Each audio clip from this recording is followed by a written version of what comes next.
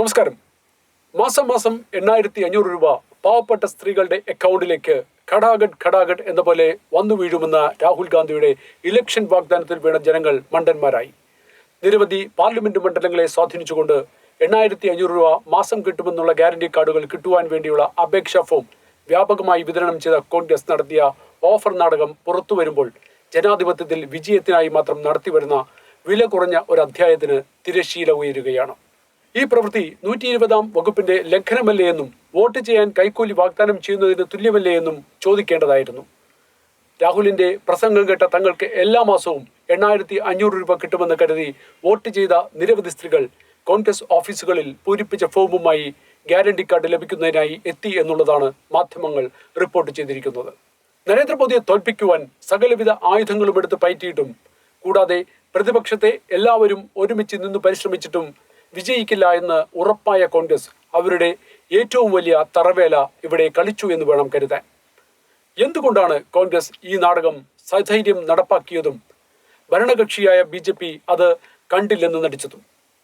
ഒരുപക്ഷെ NDA സീറ്റുകൾ തൂത്തുവാരുമെന്ന അമിത വിശ്വാസത്തിലും കോൺഗ്രസിന്റെ ഇത്തരം നടക്കാത്ത വാഗ്ദാനങ്ങൾ ജനങ്ങൾ പരിഗണിക്കില്ല എന്ന തോന്നലിലും NDA ഇതിനെ അവഗണിച്ചതാകാം. എന്നാൽ തിരഞ്ഞെടുപ്പിന് ശേഷം വന്ന റിസൾട്ട് NDA ഞെട്ടിച്ചു എന്നതിൽ തർക്കമില്ല. കോൺഗ്രസ് പറഞ്ഞ വാഗ്ദാനങ്ങൾ അറിഞ്ഞ ജനങ്ങളിൽ നിന്നും വിശ്വസിച്ച 20% പേരെ തങ്ങളുടെ വോട്ടാക്കി മാറ്റാൻ കഴിഞ്ഞാൽ വൻ രാഷ്ട്രീയ മാറ്റം ഉണ്ടാക്കാൻ കഴിയുമെന്ന് രാഹുലിനും കൂട്ടർക്കും നന്നായി അറിയാമായിരുന്നു.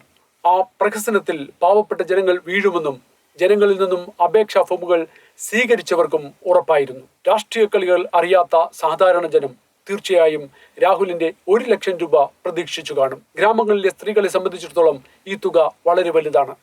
ഇത്തരം കൂർമ്മബുദ്ധി ഉദിച്ചിരിക്കുന്നത് ലോക്കൽ തലകളിൽ അല്ലെന്ന് അരിയാഹാരം കഴിക്കുന്നവർക്ക് നന്നായി ബോധ്യമാകും. അതുകൊണ്ട് തന്നെ ഉയരുന്ന ചോദ്യം, എന്തുകൊണ്ടാണ് ഈയിടങ്ങളിൽ ഇലക്ഷനിൽ തോറ്റുപോയ സ്ഥാനാർത്ഥികൾ കോടതിയെ സമീപിക്കാത്തതെന്ത് എന്നാണ്.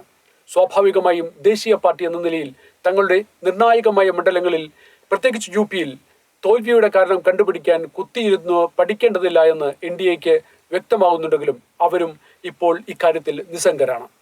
നിയമപരമല്ലെങ്കിൽ രാഷ്ട്രീയപരമായും അവർക്ക് കോൺഗ്രസിനെ കുടുക്കിലാക്കാം. മറ്റൊരു ചോദ്യം, എന്തുകൊണ്ടാണ് ഇത്തരം കപട നീക്കങ്ങൾ ഉണ്ടായിക്കൊണ്ടിരിക്കുന്നത്? അതോ ഇതൊക്കെ രാഷ്ട്രീയത്തിൽ അനുവദനീയമാണോ എന്ന് എല്ലാവർക്കും തോന്നി തുടങ്ങിയോ? ഏതായാലും ഒന്നുറപ്പാണ്, വോട്ടിന് വേണ്ടി കൈക്കൂലി വാഗ്ദാനം ചെയ്യുന്നതും പ്രേരിപ്പിക്കുന്നതും കുറ്റകരവും ശിക്ഷ അറിയിക്കുന്നതുമാണ്. ഇനി 5 വർഷമുണ്ടല്ലോ, ഇത്തരം കാര്യങ്ങൾ ജനങ്ങൾ മറക്കും എന്നുള്ളതാണ് മനസ്സിലിരിപ്പ് എങ്കിൽ അത് കോൺഗ്രസിനെ തിരിഞ്ഞുകുത്താനാണ് സാധ്യത. പൂരിപ്പിച്ച അപേക്ഷാ ഫോറവുമായി കോൺഗ്രസ് ഓഫീസുകളിലെത്തിയ വനിതകൾക്ക് മുമ്പിൽ വാതിലുകൾ കൊട്ടിയടയ്ക്കപ്പെടുകയായിരുന്നു. ഞങ്ങൾ ഭരണത്തിൽ വന്നാൽ മാത്രമാണ് ഈ തുക തരാമെന്ന വാഗ്ദാനം ചെയ്തിരുന്നതെന്നാണ് കോൺഗ്രസിന്റെ പുതിയ ലൈൻ. ഭരണത്തിൽ വരില്ല എന്ന് ഉറപ്പായവർക്ക് കിട്ടുന്നത് എന്തായാലും ലാഭം എന്ന് കരുതി എന്തും പറയാമല്ലോ. പക്ഷേ ഈ കീഴ്വഴക്കം തിരുത്തപ്പെടേണ്ടതും ചോദ്യം ചെയ്യപ്പെടേണ്ടതുമാണ്. ജനാധിപത്യ മൂല്യങ്ങൾക്ക് ഇത്തരത്തിലുള്ള ക്യാഷ് ഓഫറുകൾ വലിയ ദുരന്തമാണ് വരുത്തിവെക്കുന്നത്.